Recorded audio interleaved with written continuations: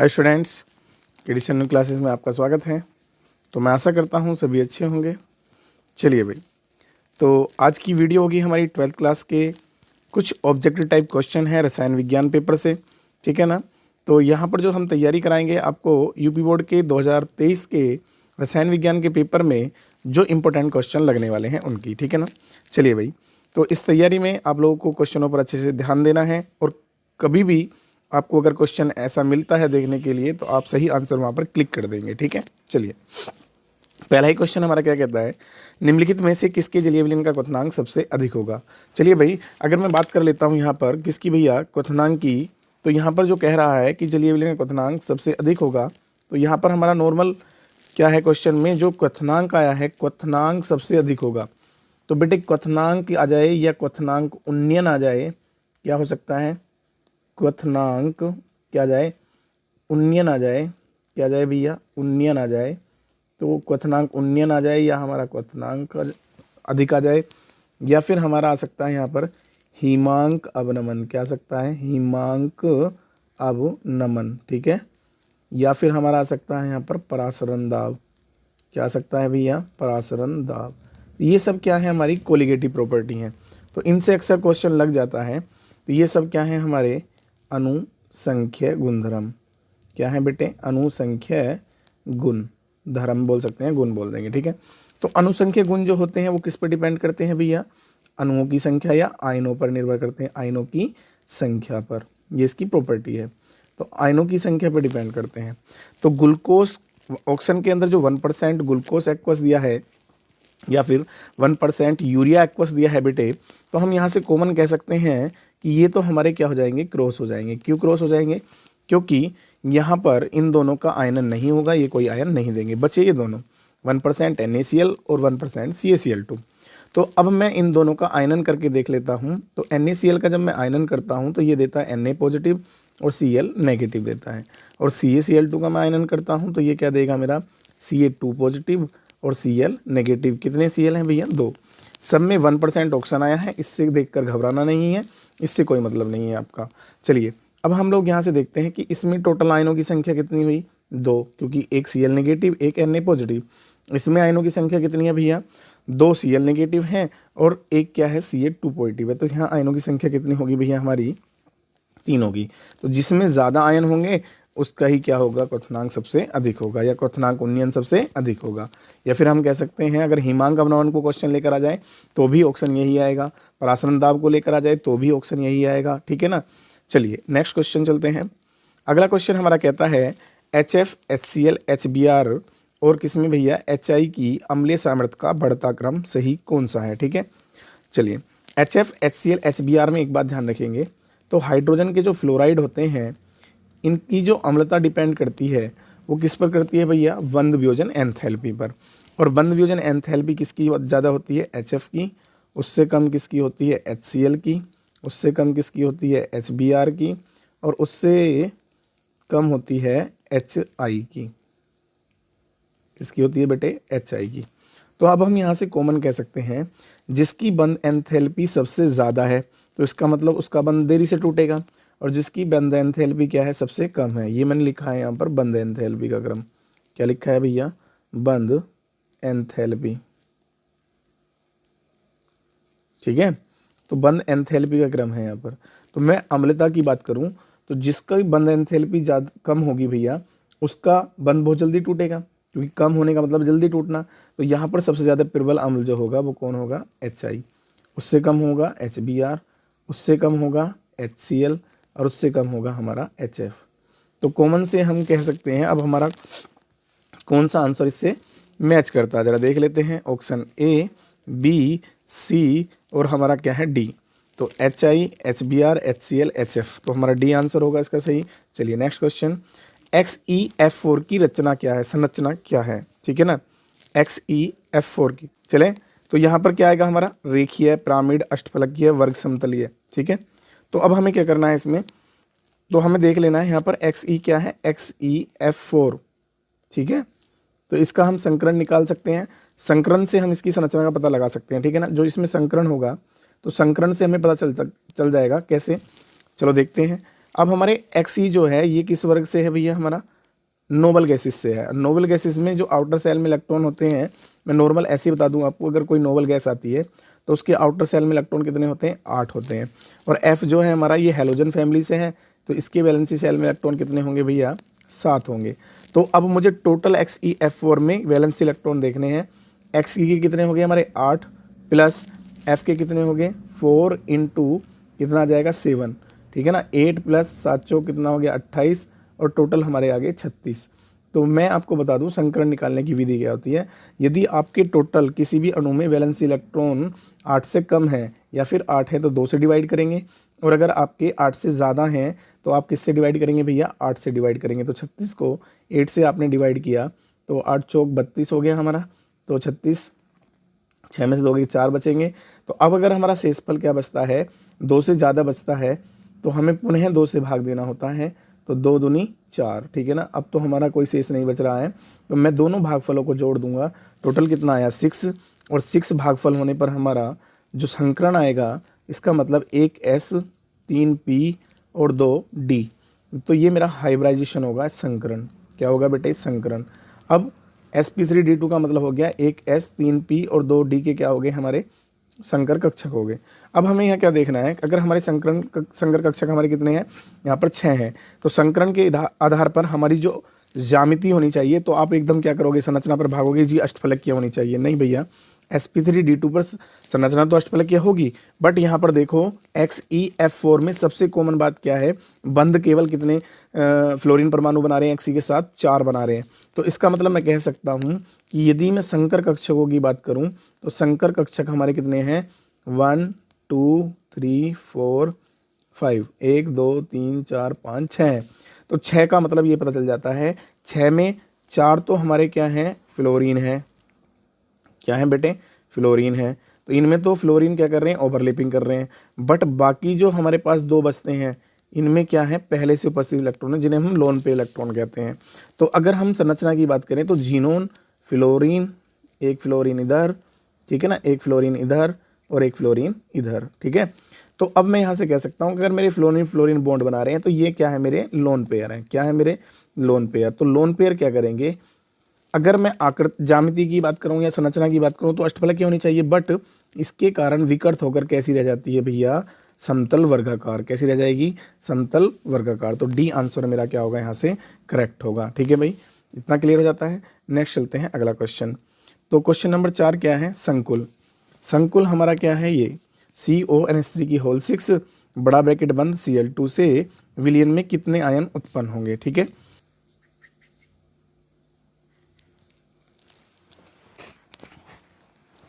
जब हम इसका आयनन करते हैं तो आयनन करने पर होगा क्या भैया, CONH3 की होल 6 ब्रैकेट हमने बंद कर दिया, बाहर हम क्या लगाएंगे 2 पॉजिटिव, Cl पे क्या आ जाएगा 1 नेगेटिव। तो हमारे टोटल आयन कितने हुए, एक तो पूरा आयन ये हो गया और 2 आयन ये हो गए, तो टोटल 2 और 1 3। तो कितने आयन उत्पन्न होंगे भैया, 3 आयन उत्पन्न होंगे। ठीक है, चलते हैं नेक्स्ट क्वेश्चन पर। BCC इकाई सेल में रिक्त स्थान है। तो पहली बात तो ये ध्यान रखेंगे, BCC जो जालक होता है, ओहो डी ऑप्शन इसका थोड़ा नीचे पहुंच गया है। ठीक है भाई,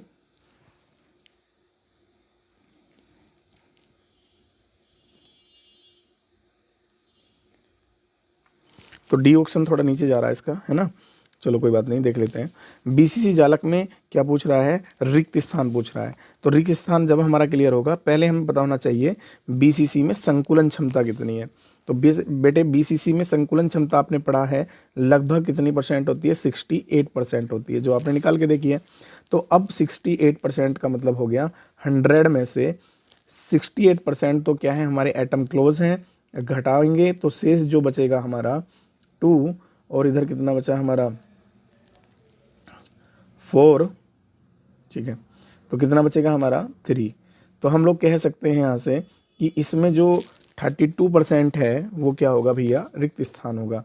ठीक है ना, तो अर्थात हम कह सकते हैं 32% हमारा क्या था, रिक्त स्थान था, और 68% क्या था, हमारे परमाणु निविड़ थे या क्लोज थे। चलिए नेक्स्ट क्वेश्चन।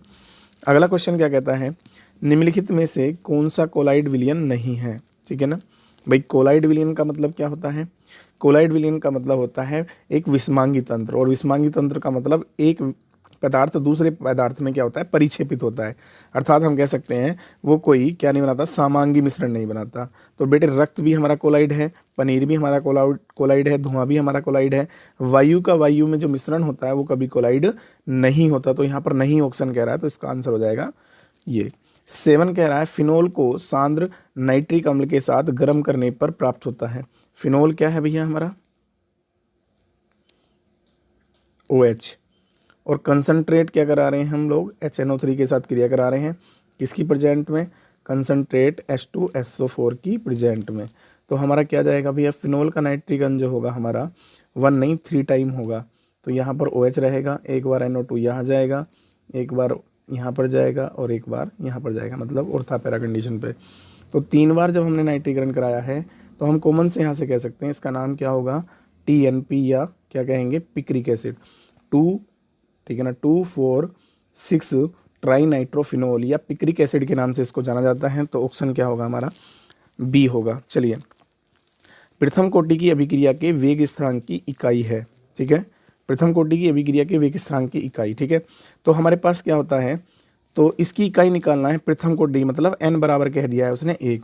तो इसका एक सूत्र भी होता है, सांद्रता बटे समय इंटू 1 बटे सांद्रता की घात n।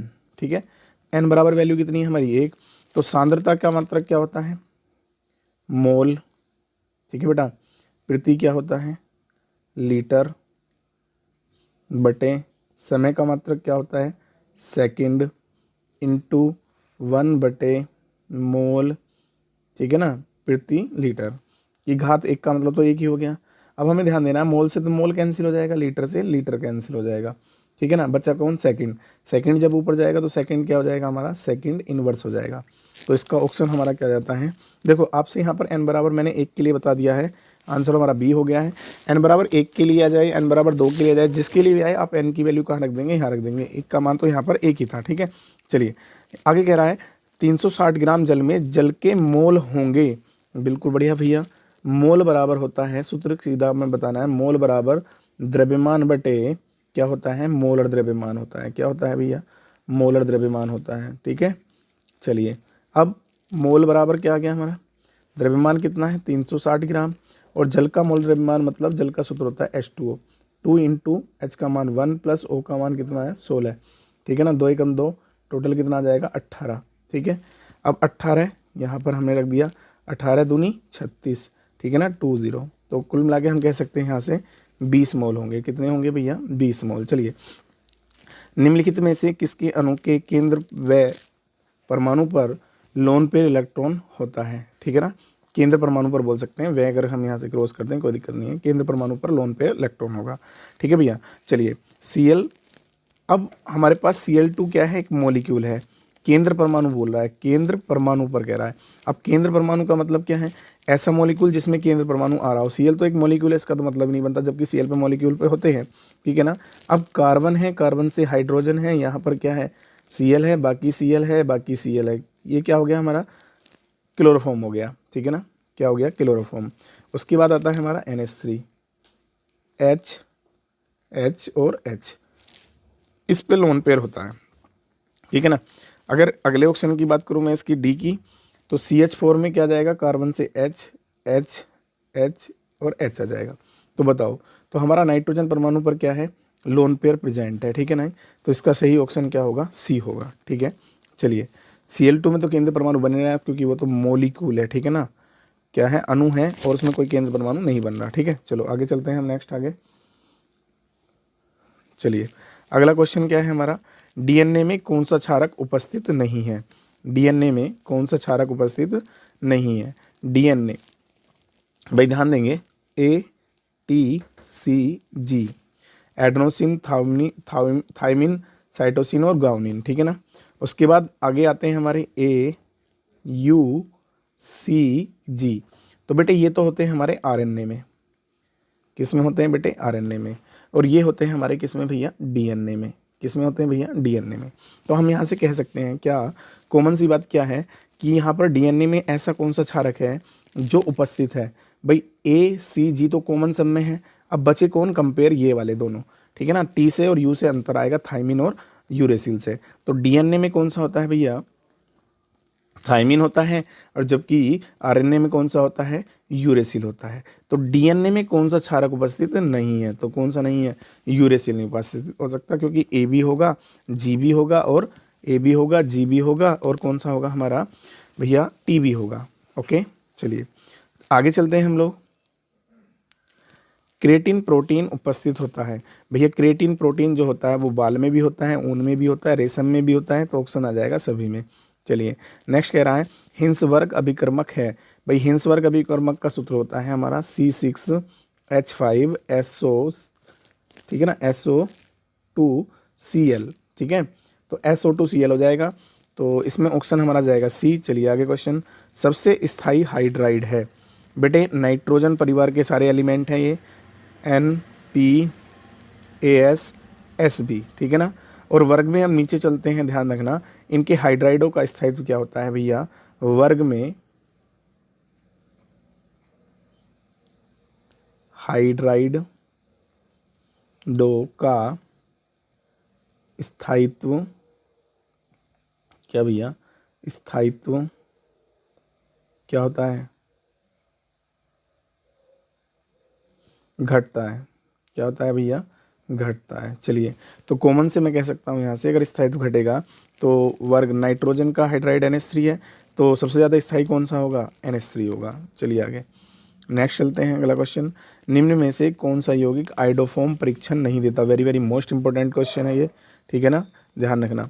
चलिए निम्न में से कौन सा यौगिक आइडोफॉर्म परीक्षण नहीं देता।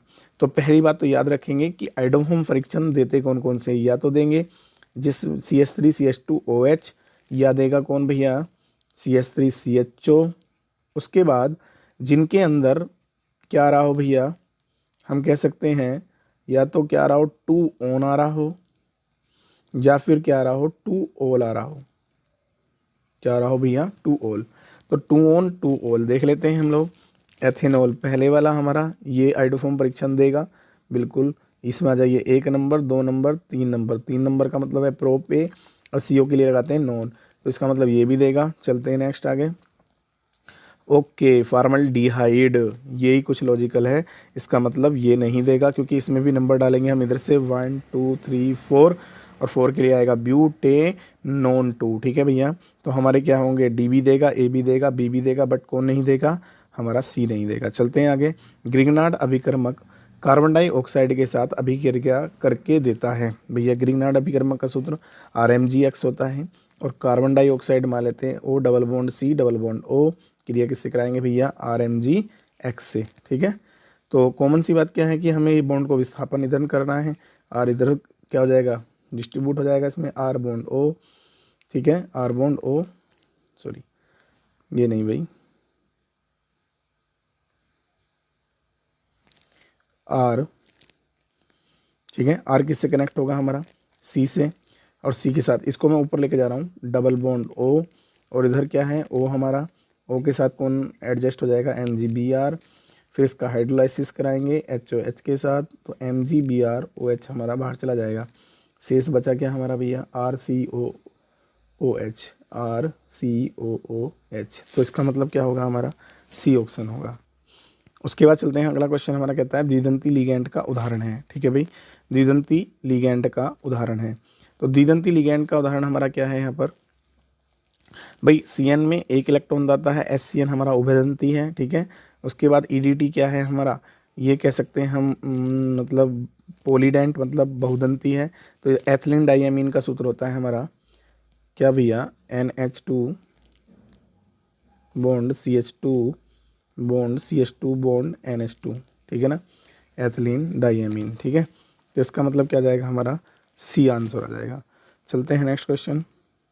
K4FeCN के होल 6 के बनने में संकरण है भैया। संकरण निकालने की सबसे आसान ट्रिक है, यहाँ पर जो हमें कोऑर्डिनेशन आयन दिखाई दे रहा है K4 क्या है, FeCN की होल 6 में अगर मैं बात करूं क्या भैया, इसमें जो कोऑर्डिनेशन नंबर है वो कितनी है, 6 है।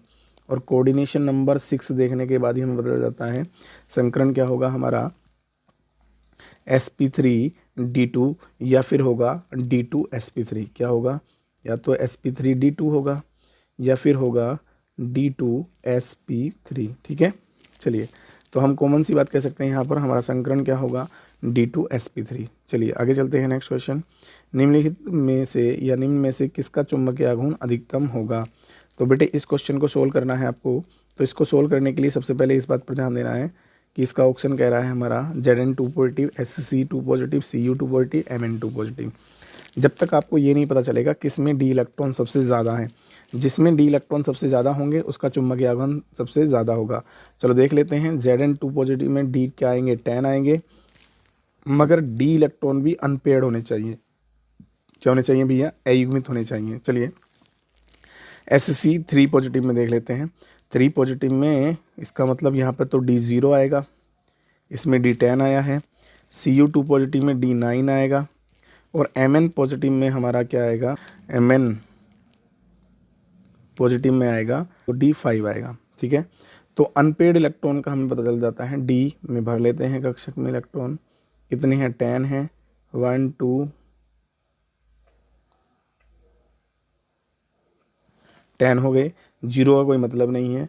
तो 9 में कितने अनपेड आएंगे भैया हमारे,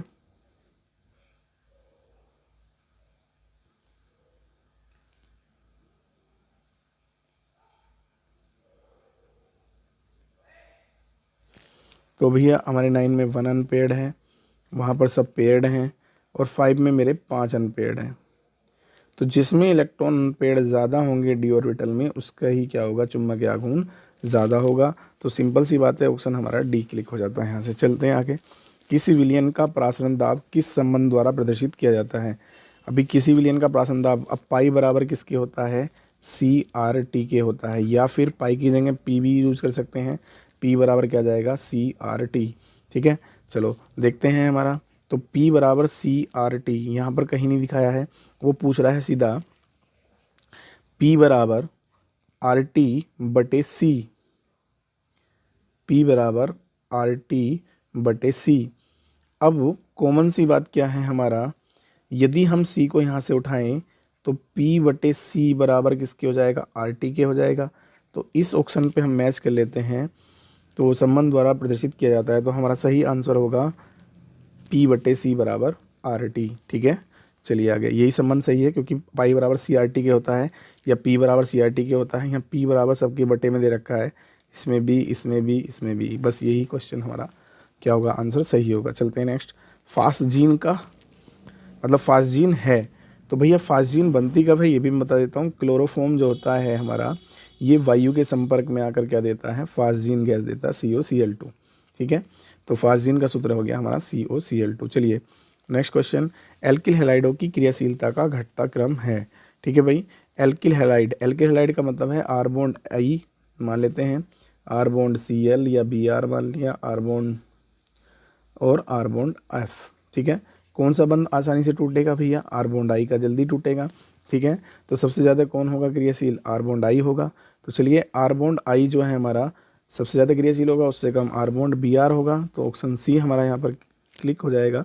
ठीक है भैया, ये I है भाई, ठीक है ना, यहाँ भी I है, ठीक है ना, यहाँ भी I है।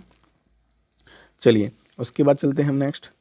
निम्नलिखित में से कौन सा संबंध ओम के नियम से संबंधित नहीं है।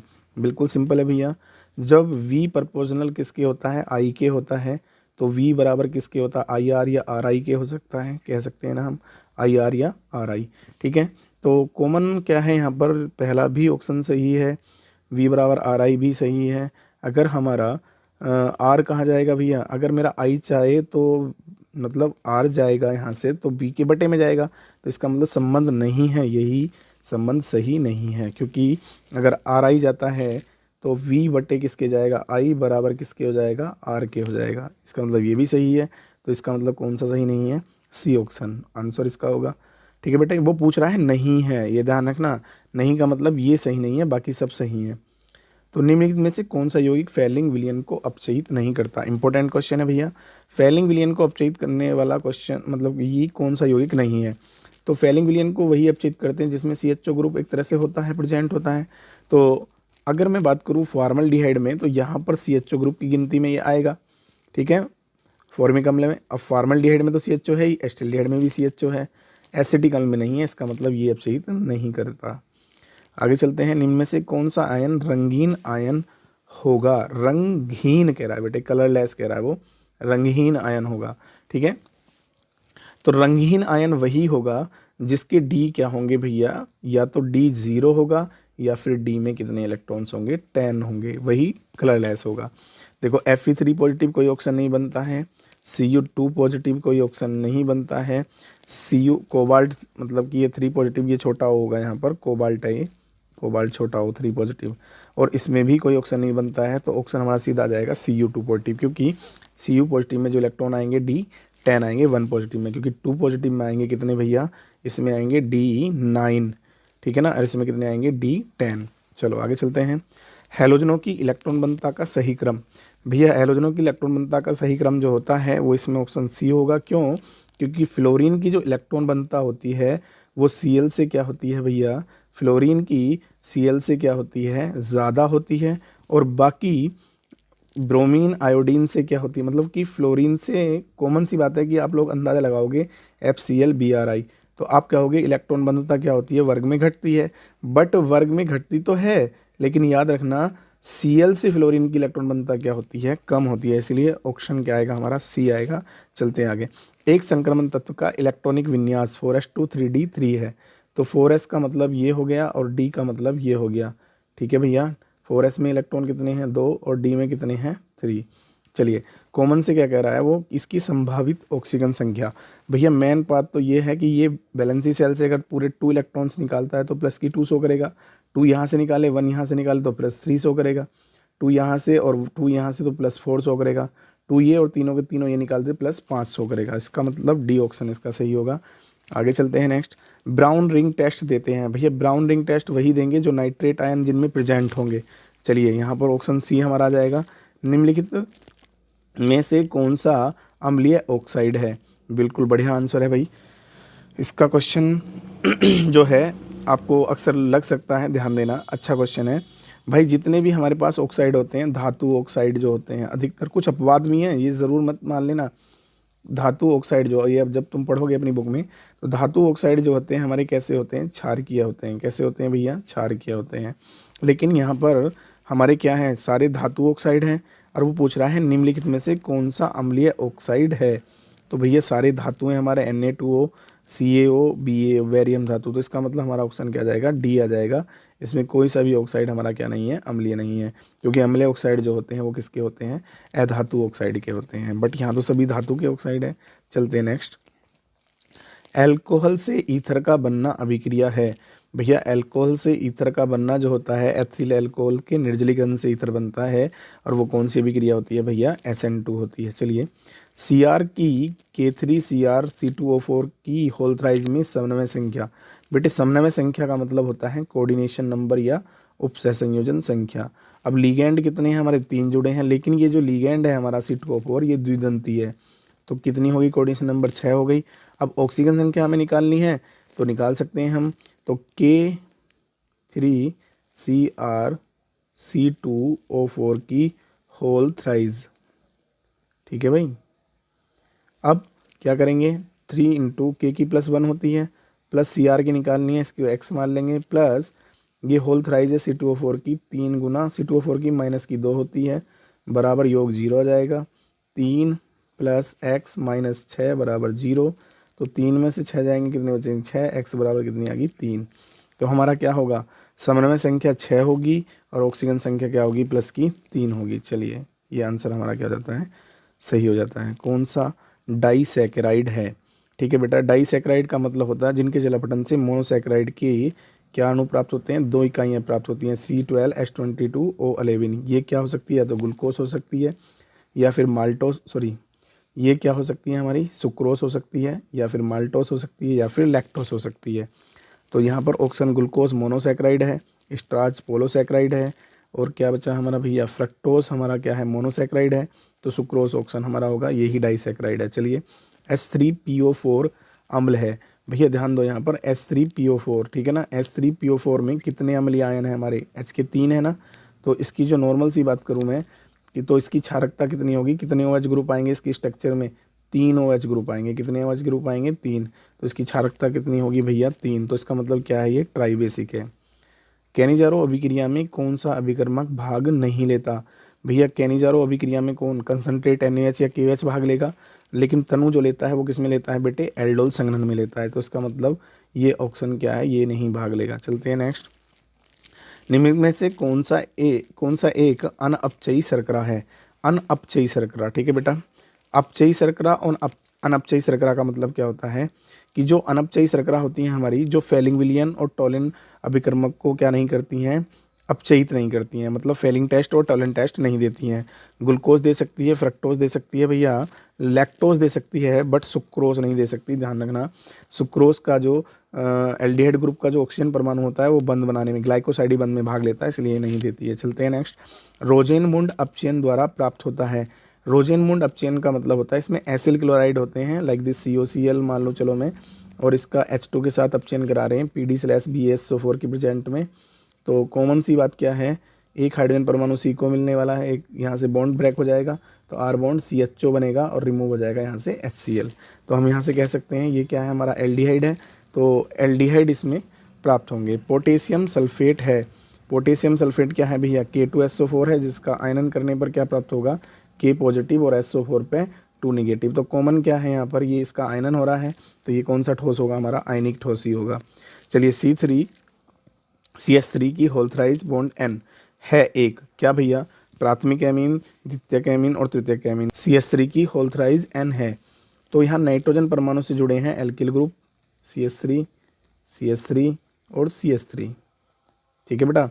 तो चलिए भाई यहाँ पर क्या है, ये लोन पे मान लेते हैं, चलो कितने एल्किल ग्रुप आ रहे हैं, 3 एल्किल ग्रुप आ रहे हैं, तो इसका मतलब ये कौन सा एमीन है भैया, तृतीयक एमीन है।